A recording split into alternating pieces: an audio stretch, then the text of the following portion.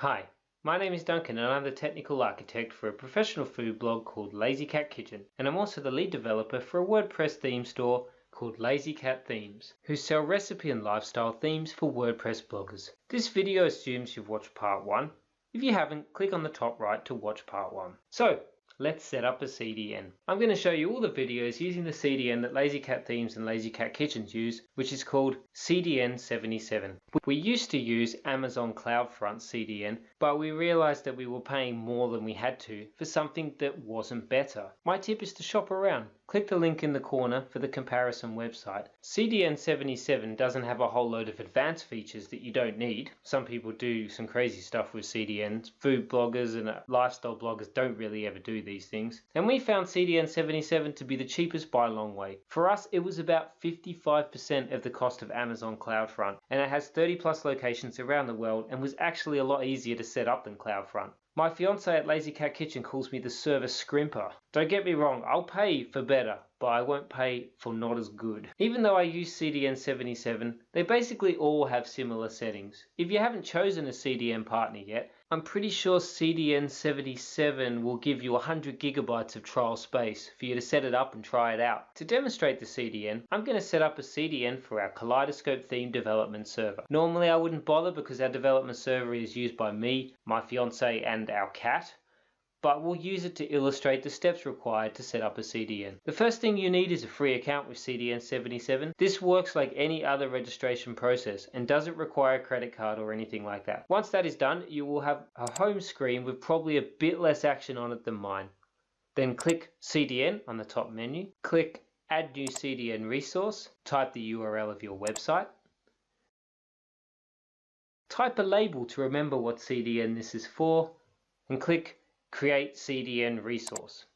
Cool, we're getting there now. We're going to do one more thing for best practice. We're going to map a domain name to this CDN.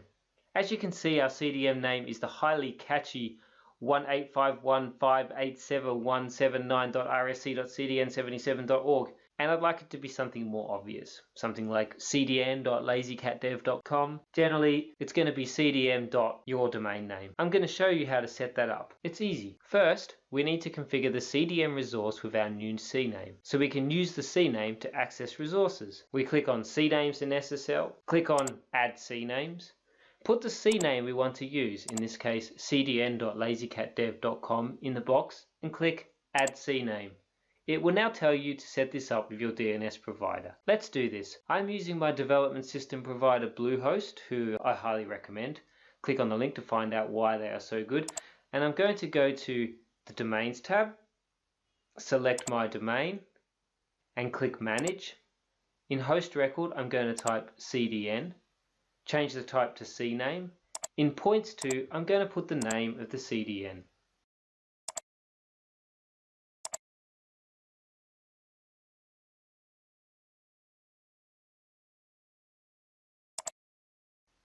Click Add Record.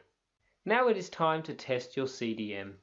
First you need to wait about 5 minutes. That is probably enough time for the CNAME settings to take effect, but you may have to wait up to 2 hours. So after 5 minutes, we go to the Kaleidoscope demo and I'll show you how to test the CDN.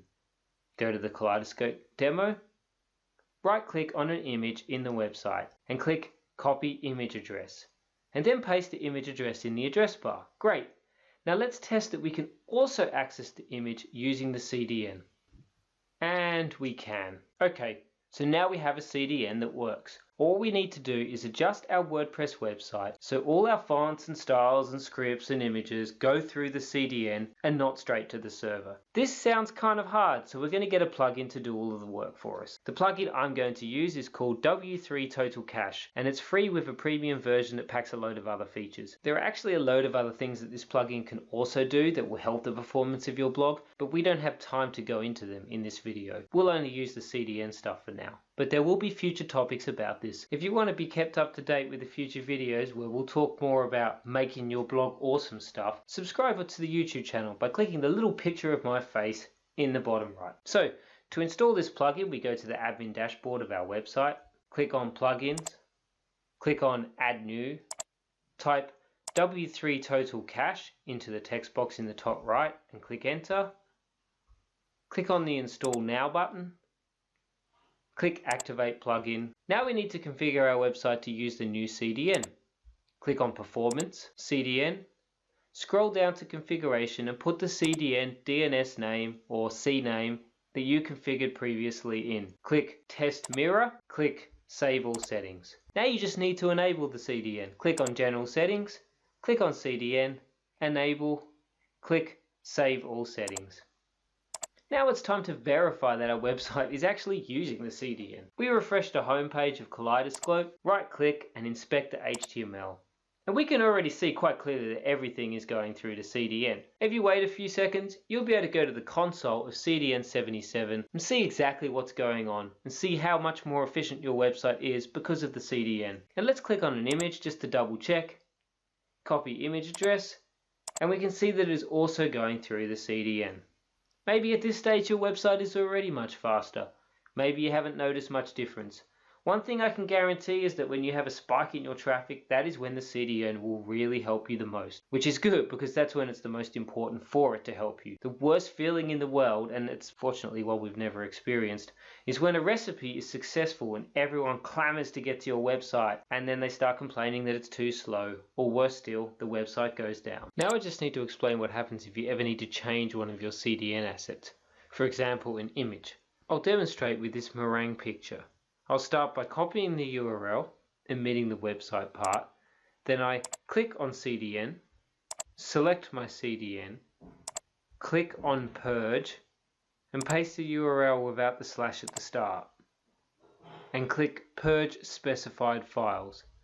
Note that there is also a Purge All Files button where you can purge the entire CDN.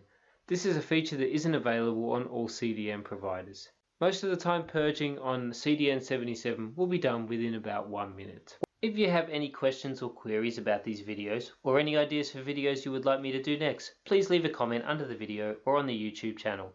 If you found any of these videos helpful and would like to be informed when I post more, and there are many more to come, please click my face in the bottom right and subscribe to the YouTube channel.